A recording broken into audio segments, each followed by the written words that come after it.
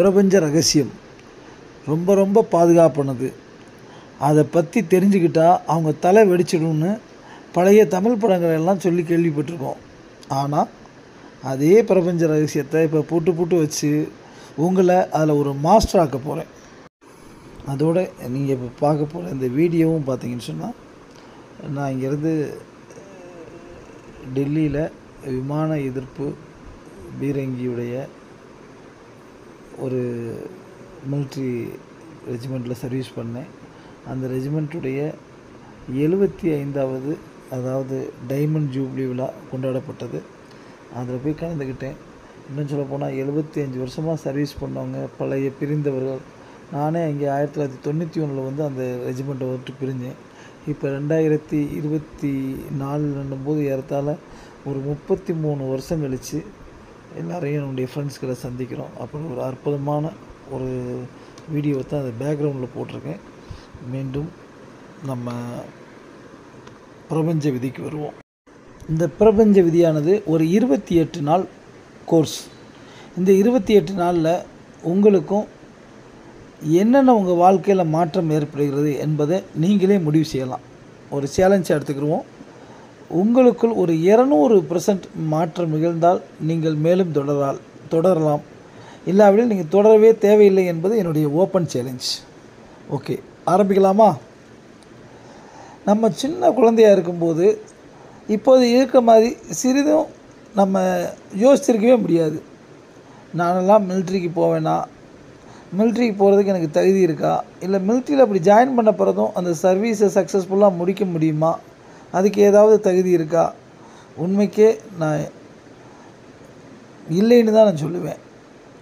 ஆனால் நம்ம வாழ்க்கையில் ஆச்சரியப்படுற வகையில் நம்ம எல்லாத்தையுமே சக்ஸஸ்ஃபுல்லாக முடித்து வந்திருக்கோம். இல்லை சார், அது மிலிட்ரி கூட உண்மைக்கு பெரிய சர்வீஸ் தான், உண்மைக்கு நீங்கள் சொல்கிறதெல்லாம் உண்மை. ஆனால் நம்ம வாழ்க்கையில், என் வாழ்க்கையெல்லாம் அப்படியெல்லாம் எந்தவித சாகசமும் நடக்கலையே அப்படின்னு நினைக்கலாம். அதை விட்டுருங்க, மிலிட்ரியை விட்டுருங்க. இப்போ நம்ம மேரேஜ் எடுத்துக்கொள்வோம். உண்மைக்கே நீங்கள் கெஸ் பண்ணவே முடியாது. நம்ம சின்ன பிள்ளையாக இருந்தப்போ நம்மளும் கல்யாணம் முடிஞ்சு குழந்தைங்க பெற்று அவங்கள படிக்க வச்சு அவங்களுக்கு கல்யாணம் முடித்து பேத்தி எடுத்தோம் அப்படின்னு சொன்னால், இதை எப்போயாச்சும் நம்ம கெஸ் பண்ணி பார்த்துருந்தா இதெல்லாம் நடக்குமா அப்படின்னு சொன்னால், ஆனால் நடந்தது என்னமோ உண்மை. இதே மாதிரி இன்னும் எத்தனையோ ஆச்சரியம் நடக்கத்தான் போகுது. ஆனால் அதான் தானாக நடக்குமே, அப்புறம் எதுக்கு சார் இந்த விடிய காலம் எங்களை உசுப்பி உட்கார வச்சுருக்கீங்க அப்படின்னு சொல்லி கேள்வி கேட்கலாம். ஆமாங்க, அது தானாக தான் நடக்கும். ஆனால் அது 100% சக்ஸஸ் ஆகணும். அதுவும் 1000% சக்ஸஸ் ஆகணும். அதுவும் நம்மளுக்கு குயிக்காக நடக்கணும். இதுதான் இங்கே உள்ள சேலஞ்சு. அந்த மாதிரி மாற நம்ம ஒரு பெஸ்ட்டு குவாலிட்டியாக நம்மளும் மாறணும். அந்த மாதிரி குறைஞ்சபட்சம் 200% ஆச்சும் நம்மளை மாற்றிக்கிறணும். இதைத்தான் இந்த 28 நாளில் நாளொரு மேனியும் பொழுதொரு வண்ணமாக நம்ம நடத்தி காண்பிக்க போகிறோம். ஓகே, ஃபஸ்ட்டு பாயிண்ட்டுக்கு வருவோம். அதாவது 2000 ஆண்டுக்கு முன்னரே ஒரு புரியாத பிரபஞ்ச விதி இருந்தது. ஏன், அதுக்கு முன்னால் பைபிளில் கூட எழுதப்பட்டிருக்கு. என்னென்னா, யாரிடம் இருக்கிறதோ அவருக்கு அதிகமாக கொடுக்கப்படும், அவருக்கு அபரிதம் உண்டாகும். யாரிடம் இல்லையோ அவர் வசம் ஏற்கனவே உள்ளதும் எடுத்துக்கொள்ளப்படும். நல்லா கேட்டுக்கிறீங்க, மீண்டும் ஒரு தடவை சொல்கிறேன். யாரிடம் இருக்கிறதோ அவருக்கு அதிகமாக கொடுக்கப்படும், அவருக்கு அபரிதம் உண்டாகும். யாரிடம் இல்லையோ அவர் வசம் ஏற்கனவே உள்ளதும் எடுத்துக்கொள்ளப்படும். இதை கேட்கும்போது ரொம்ப நியாயமற்றதாக தோன்றதை நானே ஏற்றுக்கிறேன். அதாவது பணம் இருக்கவங்கள்ட்டையே அதிகமாக சேருமா, ஏழைகளாக இருக்கவங்கள்ட்ட இன்னும் எடுத்துக்கொள்ளப்பட்டு அதிக ஏழையாக மாற்றப்படுவாங்களாம். என்னங்க கொடுமை! உண்மைக்கு உங்களை இதை விட நான் அதிகமாக காத்திருக்க வைக்க விரும்பலை. என்னென்னா, வேறு ஒன்றும் இல்லைங்க, ரகசியம் நன்றியுணர்வு. இந்த நன்றின்ற வார்த்தையை இன்னையிலிருந்து இன்னும் 28 நாள் வரைக்கும் இல்லை, இனி உங்கள் ஆயுள் பூராம் இல்லை, உங்களுக்கு வரக்கூடிய தலைமுறைக்கு இனிமேல் இந்த விஷயத்துடைய அற்புதம் உங்களுக்கு தெரிய போகுது அப்படின்னு சொல்லலாம். வேறு ஒன்றுமே இல்லைங்க. அதாவது நான் சின்ன பிள்ளைகள்லாம் எங்கள் ஏரியாவில் இந்த ஃபாரினர்ஸ் வருவாங்க. அவங்கெல்லாம் வெள்ளைக்காரவங்க. அவங்க பார்த்தீங்கன்னு சொன்னால் அப்படியே ஃபஸ்ட்டு ஸ்மைல் பண்ணுவாங்க. சம்மந்தம் இல்லாமல் ஸ்மைல் பண்ணுவாங்க. என்னடா சம்மந்தம் இல்லாமல் ஸ்மைல் பண்ணுறான்னு பார்ப்போம். அப்புறம் பார்த்தீங்கன்னா தேங்க்யூ தேங்க்யூ அப்படின்டுவாங்க. அன்றைக்கெல்லாம் அது புரியல. அது இப்போ தான் இதெல்லாம் படித்து பார்க்கும்போது தான் பல புத்தகங்களில் இதனுடைய ரகசியங்களை புரியும்போது தான் தெரியுது. வாவ்! நன்றியுணர்வுக்கு இவ்வளோ ஒரு விஷயங்கள் இருக்கா அப்படின்னு சொல்லி நம்ம புரிஞ்சுக்கிறோம். வேறு ஒன்றும் இல்லைங்க. அந்த பாயிண்டில் ஒரே ஒரு நன்றியுணர்வுன்ற வார்த்தையை மட்டும், அந்த கீவேர்டை மட்டும் சேர்த்தா போதும். அனைத்து விடைக்குமே இந்த பிரபஞ்ச விதிக்கே விடை கிடைத்துவிடும். யாரிடம் நன்றியுணர்வு இருக்கிறதோ அவருக்கு அதிகமாக கொடுக்கப்படும். அவருக்கு அபரிதம் உண்டாகும். யாரிடம் நன்றியுணர்வு இல்லையோ அவர் வசம் ஏற்கனவே உள்ளதும் எடுத்துக்கொள்ளப்படும். மீண்டும் சொல்கிறேன், நல்லா கேட்டுக்கிறீங்க. யாரிடம் நன்றியுணர்வு இருக்கிறதோ அவருக்கு அதிகமாக கொடுக்கப்படும். அவருக்கு அபரிதம் உண்டாகும். யாரிடம் நன்றியுணர்வு இல்லையோ அவர் வசம் ஏற்கனவே உள்ளதும் எடுத்துக்கொள்ளப்படும். வெரி சிம்பிளுங்க. Like attracts like. நீங்கள் எதை நினைக்கிறீர்களோ அதைத்தான் உங்களால் அட்ராக்ட் பண்ணுவீங்க. நீங்கள் எதை நினச்சிக்கிட்டு எப்போ இருப்பீங்களோ அதைத்தான் நீங்கள் ஈர்ப்பீங்க உங்கள் சைடு. இந்த வார்த்தையை ரொம்ப ஈஸியாக சொல்லியிருக்காங்க, வினை விதைத்தவன் வினை அறுப்பான்னு சொல்லி. ஓகே. ஆனால் அதே மாதிரி நம்ம நடந்த ஒரு தவறையோ உள்ள துரோகத்தையோ நம்ம மனசில் எப்போயாச்சும் நினச்சிக்கிட்டு வாழ்த்துக்கிட்டே இருந்தோம்னா மேலும் மேலும் தவறையே மேலும் மேலும் ஈர்க்கும். இதுதான் ஒரு ரொம்ப மோசமான இந்த பிரபஞ்ச விதி. நியூட்டன் விதிப்படி எந்த வினைகளுக்கும் ஒரு எதிர் விளைவு இருக்கும், அதற்கு சமமானதை ஈர்க்கும் அப்படின்னு சொல்கிறாங்க. அதாவது கொடுத்தா கிடைக்கும், எந்த அளவுக்கு வெளிப்படுத்திக்கிறோமோ அந்த அளவுக்கு நம்ம ஈர்ப்பீங்க.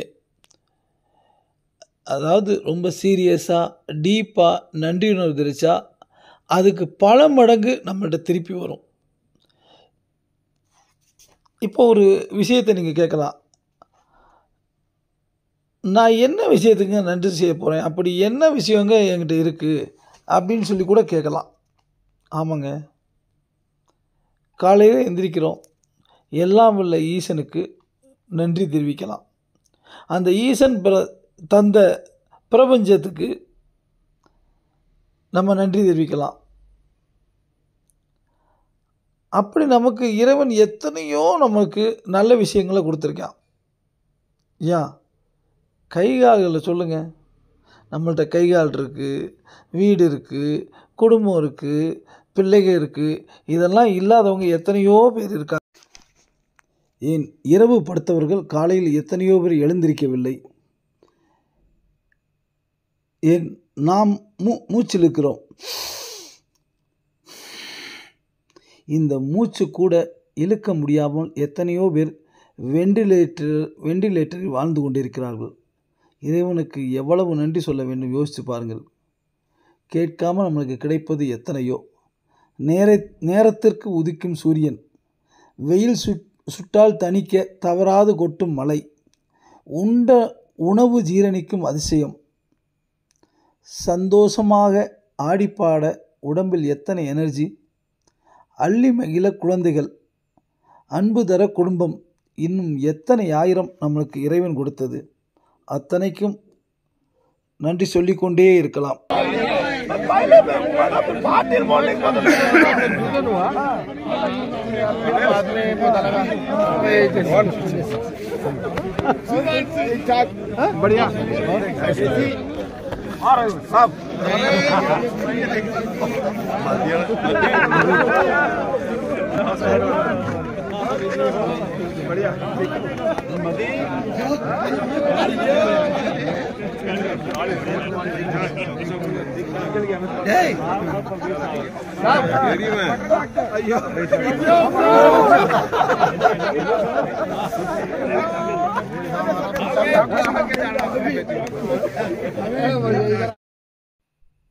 ஏன் இந்த சந்திப்பை கூட பாருங்கள். ஏறத்தாழ 1980 மிலிட்ரியில் ஜாயின் பண்ணேன். ஏறத்தாழ ஒரு 17 வயசில் ஒரு இவங்க கூட ஒரே இடத்துல ஒரு 11 வருஷம் சர்வீஸ் பண்ணேன்.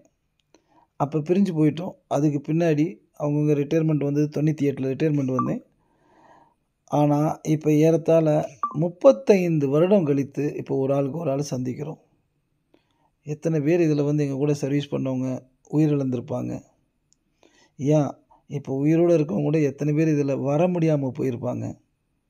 எல்லாருமா வந்திருப்பாங்கன்னு நினைக்கிறீங்க? அப்போ இந்த வாய்ப்பு கொஞ்சம் யோசிச்சு பாருங்கள். யோசிக்கவே முடியாது. அப்படிப்பட்ட ஒரு அற்புதமான வாய்ப்பை தான் நம்மளுக்கு இறைவன் கொடுத்துருக்காங்க.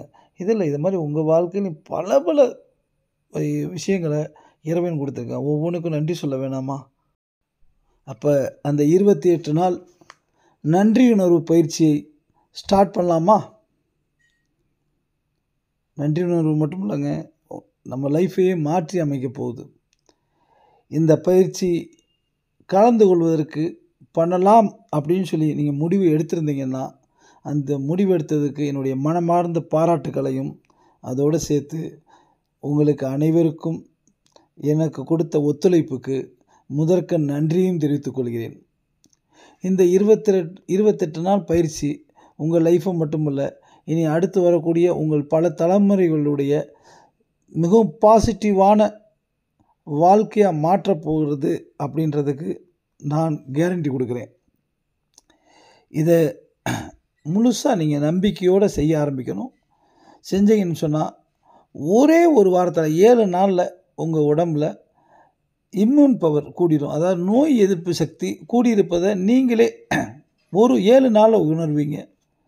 ஒரே ஒரு ரெக்வஸ்ட், இந்த 28 நாளில் நியூஸு, சீரியலு, நியூஸ் பேப்பரு இதை பார்ப்பதை குறைச்சிருங்க, இல்லைன்னா நிறுத்திடுங்க.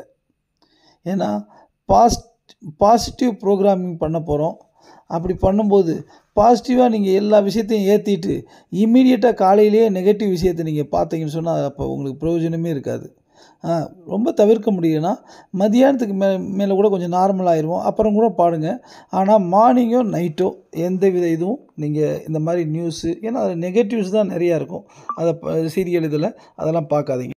நம்ம பிளான் என்னென்னா, ஃபஸ்ட்டு 12 டேஸ் நம்மள்கிட்ட ஆல்ரெடி இருக்கிற நல்ல விஷயங்களுக்கு நன்றியுணர்வை எப்படி உணர்த்துவது அப்படின்றத கற்றுக்கிற போகிறோம்.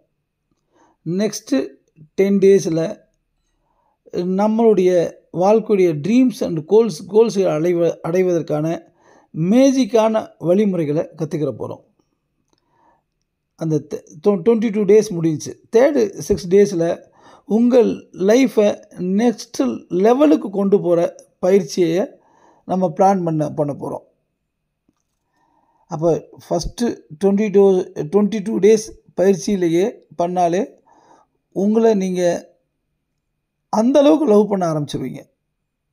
வேறு யாரும் இல்லைங்க, உங்களை தான் நீங்கள் அந்தளவுக்கு லவ் ஆரம்பிச்சிருவீங்க. உங்கள் வாழ்க்கையே ஒரு அதிசயமாக மாறிடும். ஏன் சன்செட் ஆகிறது, சன்ரைஸ் ஆகிறது கூட உங்களுக்கு அதிசயமாக பார்க்க ஆரம்பிச்சிருவீங்க.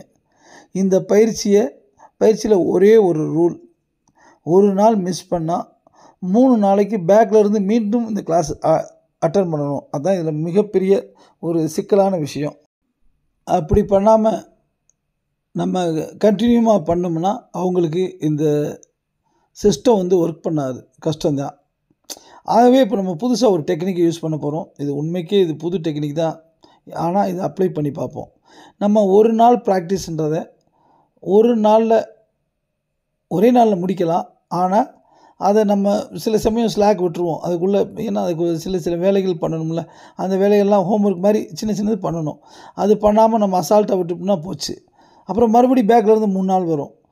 பேக்லேருந்து 3 நாள் வர்றதுக்கு கோர்ஸ் பின்னாடி போகிறதுக்கு கஷ்டமாக இருக்கும். நீங்கள் ஒரு ஆள் தனியாக தூங்கிட்டு இருப்பீங்க. அதனால் நம்ம என்ன செய்யலாம், இது உள்ளதை சொல்லிடுறேன். நான் முதல் நாள் பண்ணிவிட்டு 2வது நாள் சரியாக பண்ணதுனால இப்படி ஏறத்தாழ ஒரு வாரம் 10 நாளாக நானே தூங்கிக்கிட்டு இருந்திருக்கேன். ஏன்னா அதனால் இப்போ இந்த தடவை என்னென்னு சொன்னால், நம்ம 2 நாளைக்கு ஒரு கிளாஸ் வச்சுக்கிடுவோம். முதல் நாள்லையே நம்ம முடிச்சே ஆகணும்னு சொல்லி முதல் நாள் விஷயத்தை மிஸ் பண்ணாமல் அன்றைக்கி பாடத்தை அன்றையே முடிச்சிடுவோம். இல்லைன்னா ஒரு நாள் ரிசர்வ் டே இருக்குது, அன்றைக்கும் முடிச்சுக்கிடலாம். இதை பற்றி உங்களுடைய அப்போ நம்ம 28 நாள்ன்றது ஏறத்தாழ 56 நாள் ஆகும். அதான் வாழ்க்கை பூரா இருக்கு. இருந்தாலும் சக்ஸஸ்ஃபுல்லாக முடிச்சிருவோம். 100% நீங்கள் என் கூட வர்றவங்க அனைவருமே நீங்கள் இதில் கம்ப்ளீட் பண்ணணுன்றது என்னுடைய ஆசை. இதை பற்றி, இந்த ஐடியாவை பற்றி உங்களுடைய கமெண்ட்ஸில் எழுதலாம். நன்றியுணர்வு என்னும் பொன் இலை. பல்லாயிரக்கணக்கான வருடங்களுக்கு முன்பு பதிவு செய்யப்பட்டுள்ள மனிதகுல வரலாற்றில் நன்றியுணர்வின் சக்தி போதிக்கப்பட்டும் கடைப்பிடிக்கப்பட்டும் வந்துள்ளது. அங்கிருந்து இன்னும் பல நூற்றாண்டுகளின் ஊடாக பரப்பப்பட்டு அனைத்து கண்டங்களுக்கும் பரவி அடுத்தடுத்து ஒவ்வொரு நாகரிகத்தையும் கலாச்சாரத்தையும் ஊடுருவியது. நீங்கள் பெற்றுள்ள அபரிமிதத்திற்கு நன்றியுடன் இருப்பதுதான் அந்த அபரிமிதம் தொடர்ந்து உங்களுக்கு கிடைப்பதற்கான சிறந்த காப்பீடு என்று முகமது நபிகள் கூறியுள்ளார். நன்றியுணர்வு மற்றும் மகிழ்ச்சியை தவிர வேறு எது குறித்தும் வாழ்வதற்கு உங்களிடம் எந்த ஒரு முகாந்தரமும் இல்லை என்று புத்தபுரான் கூறியுள்ளார். விஷயங்களை உள்ளபடியே பார்ப்பதில் நீங்கள் களிப்புற்றால் ஒட்டுமொத்த உலகமும் உங்கள் வசமாகிவிடும் என்று ஒரு பிட்சு கூறியிருக்கிறார். தனக்கு இது அவங்க மட்டும்தானா? நம்மால் இல்லையா? தனக்கு கொடுக்கப்படும் எதையும் தான் மகிழ்ச்சியாக ஏற்றுக்கொள்வதாக கிருஷ்ண பரமாத்மாவை கூறியுள்ளார். மீண்டும் ஒரு முறை கூறுகிறேன். தனக்கு கொடுக்கப்படும் எதையும் தான் மகிழ்ச்சியாக ஏற்றுக்கொள்வதாக கிருஷ்ண பரமாத்மா கூறியுள்ளார். சொர்க்கத்திற்கும் பூமிக்கும் இடையே இருக்கின்ற அனைத்திற்கும், இந்த ஒட்டுமொத்த உலகிற்கும் நன்றி தெரிவிப்பதாக அரசர் சாலமன் கூறியுள்ளார். தான் நிகழ்த்திய ஒவ்வொரு அதிசயத்திற்கு முன்பும் இயேசுபிரான் நன்றி கூறினார். ஏன் ஆஸ்திரேலிய பழங்குடியினரிலிருந்து ஆப்பிரிக்க பழங்குடியின மக்கள் வரை நன்றியுணர்வை கொண்டிருக்கும் பழக்கம் பெரும்பாலான பூர்வீக குடிகளின் பாரம்பரியங்களின் ஆணிவேராக இருந்து வருகிறது. தொடர்ந்து நன்றியுணர்வை கொண்டிருக்க தங்களது சாதனைகள் மூலம் உலகின் தலைசிறந்த மனிதர்கள் ஒருவராக தன்னை நிலைநிறுத்தி கொண்ட பிரபலமான மனிதர்களால் வரலாறு நிரம்பி வழிகிறது. மகாத்மா காந்தி, அன்னை Teresa, Martin Luther King, Dalai Lama, Leonardo da Vinci, Shakespeare, Plato, Emerson, இவ்வாறு ஐன்ஸ்டீன், நியூட்டன், இன்னும் பலர் இதில் அடங்குவர். ஆல்பர்ட் ஐன்ஸ்டீனின் அறிவியல் கண்டறிதல்களை பிரபஞ்சத்திற்கு நாம் பார்க்கும் விதத்தையே மாற்றின. தனது உலகளாவிய சாதனைகளை பற்றி அவரிடம் கேட்கப்பட்ட போது மற்றவர்களுக்கு நன்றி செலுத்துவதை பற்றி மட்டுமே அவர் பேசினார். உலகின் தலை சிறந்த அறிவியலாளர்களால் ஒருவராக திகழ்ந்த அவர் தனக்கு முன்பு ஏராளமானவர்கள் அளித்திருந்த பங்களிப்புக்காக அவர் ஒரு நாளைக்கு 100 முறைக்கு மேல் அவர்களுக்கு நன்றி செலுத்துவதாக கூறினார். வாழ்வின் பல மர்மங்கள் ஆல்பர்ட் ஐன்ஸ்டீனுக்கு வெளிப்படுத்தப்பட்ட ஏதேனும் வியப்பு இருக்கிறதா? வரலாற்றில் பல மாபெரும் அறிவியல் கண்டறிதல்களை அவர் நிகழ்த்தி காட்டியதில் ஏதேனும் ஆச்சரியம் உள்ளதா? அவர் தன் வாழ்வில் ஒவ்வொரு நாளும் நன்றியுடன் இருந்தார். பதிலுக்கு அவர் பல வகையான அதிசயங்களையும் பெற்றார். தனது அறிவியல் சாதனைகளை அவர் எவ்வாறு நிகழ்த்தினார் என்று ஐசக் நியூட்டனிடம் கேட்கப்பட்ட போது பல ஜாம்பவான்களின் தோள்களின் மீது தான் ஏறி நின்று அதை சாதித்ததாக அவர் கூறினார். அறிவியலுக்கும் மனித குலத்திற்கும் மிகச்சிறந்த பங்காற்றியவராக சமீபத்தில் தேர்ந்தெடுக்கப்பட்ட ஐசக் நியூட்டன் தனக்கு முன்னால் வாழ்ந்தவரிடம் நன்றியுணர்வை கொண்டிருப்பதாக கூறினார். தொடர்ந்து நன்றியுணர்வும் வாழ்ந்து வந்த அறிஞர்கள், தத்துவியலாளர்கள், கண்டுபிடிப்பாளர்கள் மற்றும் தீர்க்கதரிசிகள் ஆகியோர் நற்பெரும் விளைவுகளை அறுவடை செய்து வந்தனர். அவர்கள் உள்ளார்ந்த சக்தியும் அவர்கள் அறிந்திருந்தனர். ஆனால் நன்றியுணர்வின் சக்தி இன்று பெரும்பாலான மக்களுக்கு தெரியவில்லை. ஏனெனில் நன்றியுணர்வின் மாயாஜாலத்தை நீங்கள் உங்கள் வாழ்வில் அனுபவிக்க வேண்டுமென்றால் நன்றியுணர்வை நீங்கள் கடைப்பிடித்தாக வேண்டும். ஏன் என்னுடைய இதெல்லாம் நானும் ஆல்ரெடி நான் ப்ராக்டிஸ் பண்ணியிருக்கேன். சில சமயம் நம்மளுக்கு தெரிஞ்சிருந்தாலுமே நம்ம விடு இதெல்லாம் ஒர்க் அவுட் ஆகுமான்றது மாதிரி கொஞ்சம் டவுட்டில் இருப்போம். அந்த மாதிரி என்னுடைய வாழ்க்கையிலையுமே ஒரு அற்புதமான ஒரு விஷயம் நடந்துச்சு. அதை தான் ஷேர் பண்ணிவிட்டு இன்றைக்கி இந்த வகுப்பை முடிக்க போகிறேன். அதாவது இது எனக்கு ஒரு பையன் ஒரு பொண்ணு. பொண்ணுக்கு முந்தைய கல்யாணம் முடிச்சாச்சு. அவங்களுக்கு குழந்தைங்க இருக்குது. பையனுக்கு இப்போ ஒரு 4 வருஷத்துக்கு முன்னாடி கல்யாணம் முடித்தோம். ஆனால் ஒரு கல்யாணம் முடித்தோடனே ஒரு 5 மாதம் குழந்தை நின்றுட்டு அது கர்ப்பப்பையில் வந்து அந்த பலம் இல்லாதனால கர்ப்பப்பை திறந்துருச்சு. அதனால் வெளியே வந்துருச்சுன்னு சொல்லி 5 மாதம் குழந்தை வந்து ஒரு தடவை மிஸ்கேரேஜ் ஆயிடுச்சு. சரி அடுத்தது குழந்தை பெற்றுக்குருவாங்க அப்படின்னு விட்டாச்சு. ஆனால் அடுத்தது ஏறத்தாழ 2 வருஷம் 3 வருஷம் ஆச்சு. ஆனால் குழந்தை ஜனிக்கவே இல்லை. இன்னும் சொல்ல சரி நாங்களும் அதை பற்றி கவனிக்கலை. நம்ம எல்லாம் வந்து அதாவது தெய்வங்களை குலதெய்வத்தை நம்ம கரெக்டாக முறையாக கும்பிட்றவங்க. பல பேர் வந்து குலதெய்வமே தெரியாமல் இருப்பாங்க. ஆனால் நாங்கள்லாம் குலதெய்வத்தை அவ்வளோ அக்குரேட்டாக கும்பிடுவோம் எல்லா சாமிக்கும். நான்லாம் தெய்வத்தை பற்றி யாருக்கு ஒன்றாலும் ஈவன் மாற்று மத தெய்வத்தை ஒன்றா நான் விமர்சிக்கவே மாட்டேன். எனக்கு பிடிக்கலையா அதை பற்றி நான் கருத்து கூறாமல் போயிடுவேனே தவிர எதையுமே. ஏன்னா அது தெய்வங்கள் அற்புதங்கள். நம்ம அற்பர்கள் வந்து அற்புதங்களை பற்றி நம்ம விமர்சிக்கக்கூடாது. அது நீங்களே ஒரு தவறாகவே இல்லை ஒரு பொய்யான ஒரு ஆன்மீக செய்தி சொன்னால் கூட நான் அதை பற்றி விமர்சிக்க மாட்டேன். காதில் கேட்டு எனக்கு பிடிச்சிருந்தா கேட்பேன், இல்லைன்னா பேசாமல் போயிடுவேன். இந்த மாதிரி நம்ம தெய்வம் எப்போவுமே அதாவது காடு ஃபியரிங்னு கிறிஸ்டானிட்டியில் தான் சொல்லுவாங்க. ஆனால் நான் இந்துவிலையுமே ரொம்ப தெய்வத்துக்கு தெய்வ பயத்தோடு தான் நான் வாழ்க்கையில் வாழுவேன். அப்படி இருக்கும்போது பார்த்தீங்கன்னு சொன்னால் இது குழந்தை பிறக்கணும்னு சொல்லி இன்னும் சொந்த பந்தக்காரவங்கெல்லாம் இப்போ எங்கள் அண்ணன் நீ எல்லாம் ஒரே இடத்துல இருக்காங்க. அங்கே போனால் என்ன ஏதாச்சும் நல்ல செய்தி இருக்கா, நல்ல செய்தி இருக்கா, எத்தனை தடவை தான் சொல்கிறது. நானும் அதுக்கு நமக்கு இன்னும் பதில் பேச தெரியாதா. அந்த பாருங்கள், நான் கரெக்டாக கல்யாணம் முடித்து 1 வருஷத்தில் எனக்கு பையன் பிறந்துட்டான். அடுத்த 3 வருஷத்தில் பொண்ணு பிறந்துருச்சு. நான்லாம் கரெக்டாக குழந்தை பற்றி எல்லாம் முடித்தாச்சு.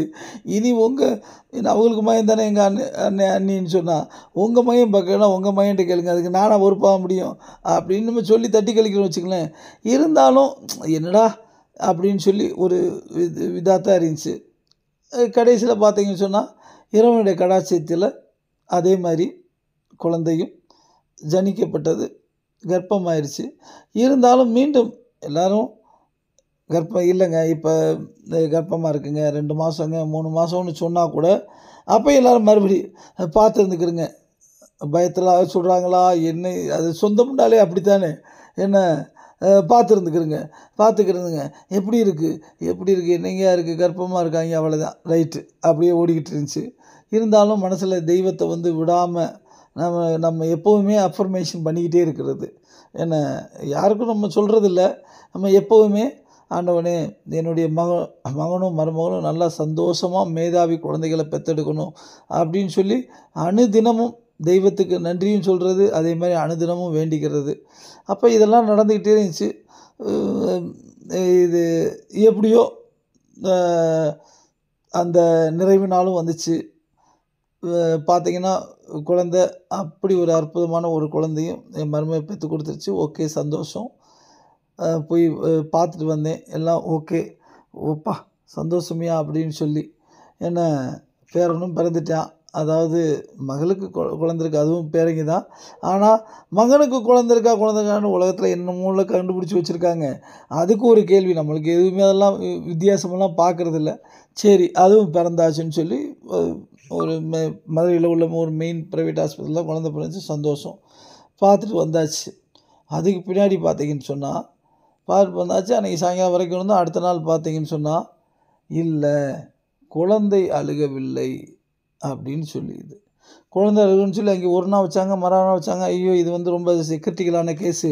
குழந்தை ஏன்னா குழந்தை அழுகும்போது தான் அந்த வீரிட்டு அழுகும்போது அந்த மூளையில் வந்து நிறையா செட்டப்லாம் மாறி கரெக்டான வழிக்கு வருமா. ஏன்னா குழந்தை பிறந்து வெளியே வந்த பிறகு அது குழந்தை அழுகவே இல்லை. அப்புறம் பார்த்தீங்கன்னா, இல்லைங்க எங்கள்ட்ட இந்த வசதியெல்லாம் இல்ல. அதில் கண்டிஷன் ஏ, பின்ட்டு என்னமோ வச்சுருக்காய்ங்க. செகண்ட் கண்டிஷனுக்கு போயிருச்சு அப்படின்னும்போது சிவியர் ஆகிட்டு போகுது. அப்போ வேறு ஆஸ்பத்திரிக்கு கொண்டு போங்கன்னாங்க. அப்புறம் முதல்ல அந்த எல்லா ஃபெசிலிட்டி உள்ள அந்த ஆஸ்பத்திரிக்கு கொண்டு போனோம். கொண்டு போய் அங்கே போய் ஆஸ்பத்திரியில் வச்சு பார்த்தோம்னு சொன்னா, இது பார்த்தீங்கன்னா 1 நாள், 2 நாள், 3 நாள், 4 நாள், 5 நாள். நானும் பார்த்தேன். அதுக்கு இடையில பார்த்தீங்கன்னு சொன்னா, ஊர்ல பல பேர் வந்து எல்லாம் செக் பண்ணுறவங்க செக் பண்ணுறாங்க. நிறைய மெடிக்கல் அ அ செகண்ட் ரிவ்யூ மாரி போறாங்க.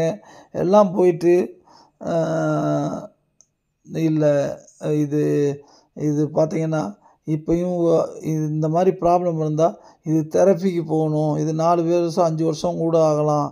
என்னென்னமோ சொல்றாங்க. இது பிள்ளை வந்து இது ஸ்பெஷல் சைல்டு மாரி கூட ஆயிரும். அப்படி இப்படிலாம் நான் சொல்லவே கூடாது. அந்த மாரிலாம் சொல்லும்போது, இருந்தாலும் நான் ஒரு செகண்ட் கூட நான்லாம் கவலையே படல. இல்ல எனக்கு வந்து தெய்வம் அந்த மாரி விடவே விடாது. நாங்கலாம் முறையா சாமி கும்பிட்றவங்க. வெள்ளி, செவ்வாய்க்கு சாமி கும்பிடுவோம். குலசாமி கும்பிட்ற அன்னைக்கு ஒரு நாள் கூட, ஒரு வருஷம் கூட அ அ குலசாமி கும்பிட்றதுக்கு நாங்க மிஸ் பண்ணதே இல்ல. என்ன இது அந்த மாரி எல்லாம் இருந்திருக்கும். அப்ப எதுக்கு நம்மளுக்கு அப்படிலாம் ஆகும்? அப்படிலாம் ஆகவே ஆகாது. நல்லா தான் ஆகும் அப்படின்னு நானா மனசுல பேதலிக்கவே இல்ல. அதெல்லாம் என் பேரன் அதெல்லாம் நல்லா வந்துருவான் அப்படின்னு சொல்லி தான். ஆனா அப்படி இருக்கும்போது அ பார்த்தீங்கன்னா, ஒரு 4 நாள், 5 நாள் ஆயிருச்சு. டெய்லி அங்கே பார்த்தீங்கன்னா, அங்கே ஹாஸ்பிட்டல் ஃபீஸு இது வச்சுக்கிட்டு இருக்காய்ங்க, வச்சு போய்க்கிட்டே இருக்கு. அப்ப அப்புறம் தான் யோசிச்சேன். ஓ! நம்ம நன்றி அறிதல்ன்ட்டு படிச்சிருக்கோமே! உண்மைக்கே இப்ப நினைச்சாலும் இந்த இடத்துல புல்லரிக்குதுங்க. நன்றி அறிதல்னு படிச்சிருக்கோமே! நம்ம அந்த இத செஞ்சு பார்ப்போமா?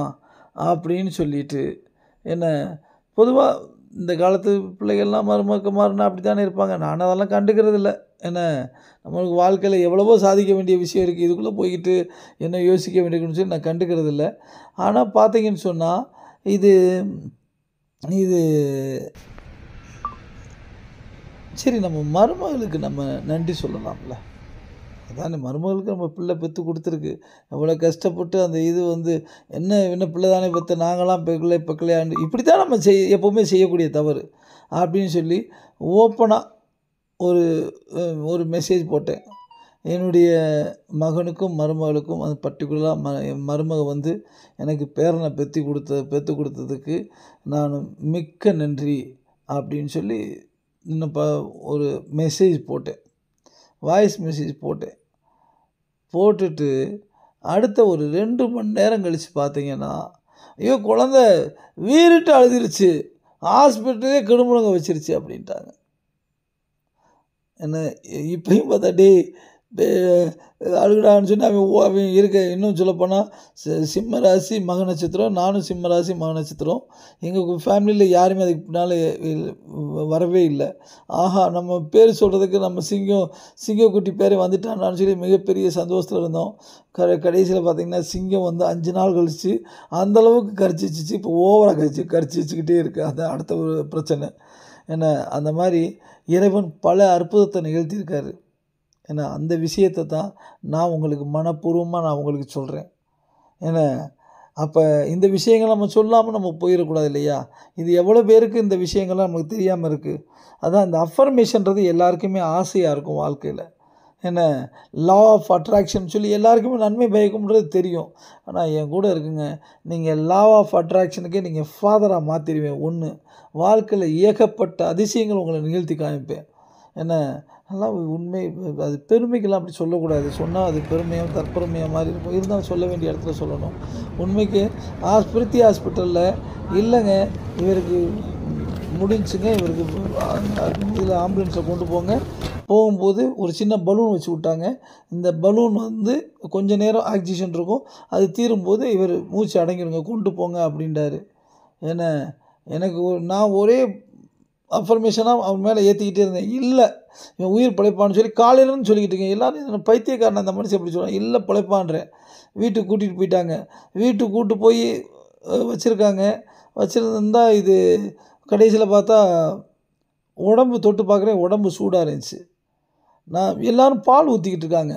மாலை கொண்டு வந்துக்கலாம் சொந்தக்காரங்க சம்மந்தக்காரவங்களாம் மாலை கொண்டு வந்து அங்கேயும் காரில் வச்சுக்கிட்டு நிற்கிறாங்க.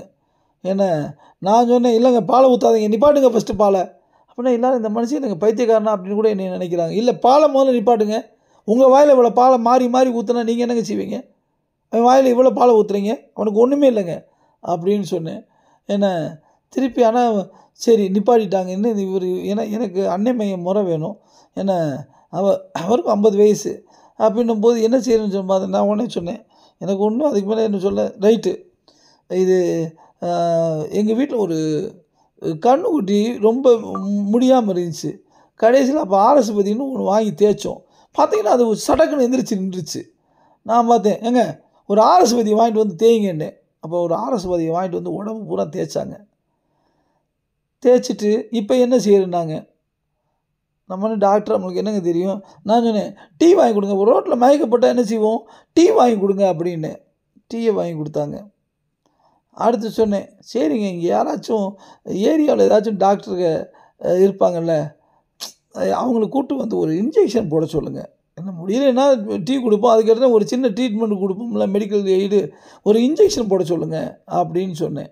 இல்லைங்க இந்த ஏரியாவில் டாக்டர்லாம் தேடி போயிட்டு இல்லைங்க அப்படின்ட்டாங்க. அப்படியா, சரி ஒரு ஹாஸ்பிட்டலுக்கு எதுக்காச்சும் கொண்டு போய் நம்ம அவங்கள போய் பார்ப்போம். எங்கள் ஆஸ்பத்திரியில் இருந்தாங்க முடியலை வந்தாங்க, இப்போ திருப்பி இல்லைங்க ஒரு சின்ன ஆஸ்பத்திரிக்கு ஏதாச்சும் கூப்பிட்டு போவோம் அப்படின்னாங்க. கடைசியில் எஸ்எஸ் காலனியில் முத்துவேரன்னு சொல்லி அந்த டாக்டரை கொண்டு போனாங்க. அவர்கிட்ட கொண்டு போயிட்டு இல்லைங்க அப்படின்னா மறுபடியும் வெண்டிலேட்டரில் வைக்கணும்னா ஒரு நாளைக்கு 15,000 அவங்க என்னன்றாங்க. இவங்க வந்து பாவி நாங்களே அங்கே செலவழிச்சிட்டு வந்திருக்கோம், மறுபடியும் எங்கிட்டாச்சும் செலவழித்து விட்டாருண்ணா. நான் சொன்னேன், இல்லைங்க வெண்டிலேட்டரில் வைக்கணும், இல்லைன்னா இல்லை 4 நாள் 5 நாள் செலவழிச்சிட்டு மறுபடியும் 4-5 லட்சம் போச்சு இந்த மனுஷனாலன்னு சொல்லிடக்கூடாதுல்ல. நாங்கள் வெண்டிலேட்டர்லாம் வைக்க வேணாங்க, சும்மா அப்படியே வச்சு ட்ரீட்மெண்ட் பண்ணுங்கள் அப்படின்னா ஒரு நாளைக்கு 2,500 தான் ரூம் வாடகை மட்டும், நாங்கள் ரைட்டு அதை மட்டும் செய்யுங்க அப்படின்னு சொன்னேன். ஏன்னா செஞ்சாங்க. உண்மைக்கே இறைவன் புண்ணியத்தில் இப்போயும் மனுஷன் நல்லா இருக்கான். நம்மளுக்கு ஒன்றும் யாரும் பாராட்டலாம் தேவையில்லை. ஏன்னா இதை மாதிரி பல நிகழ்த்தி காமிச்சிருக்கோம். அப்போ அந்த விஷயத்தை நம்ம 4 பேருக்கு சொல்ல வேணாமா? இப்போ இதே விஷயத்தை நீங்கள் உங்களுக்கு தெரிஞ்சவங்களுக்கெல்லாம் தெரிய வேணாமா? நீங்கள் மட்டும் நல்ல விஷயத்தை எடுத்துகிட்டு போயிடுவீங்களா? அதை தாங்க சொல்கிறேன். தெரிஞ்சவங்களுக்கு மனப்பூர்வமாக சொல்லுங்கள். இது நான் ஆள் சேர்க்குறதா பிள்ளை பிடிக்கிறதா? 4 பேருக்கு சொல்லுங்க. நான் இப்போ உங்கள் பிள்ளையை பிடிச்சி வச்சுருக்கேன் நான் உங்களை 4 பேருக்கு சொல்லுங்கள். இந்த மாதிரி நல்ல விஷயம் இருக்குது, நீங்கள் பிரம்ம முகூர்த்தத்தில் முழிச்சு இந்த அஃபர்மேஷன் சொல்லிவிட்டு நீங்கள் பாருங்கள். அப்போ மனசில் ஆனால் கூட சேர்ந்தே சொல்லணும். நீங்கள் பேசாமல் ஹெட்கியரை போட்டு நீங்கள் அங்கிட்டு எங்கேனாச்சும் வேலையை பார்த்துட்டு இருந்தீங்க, அதெல்லாம் ரீச்சே ஆகாது.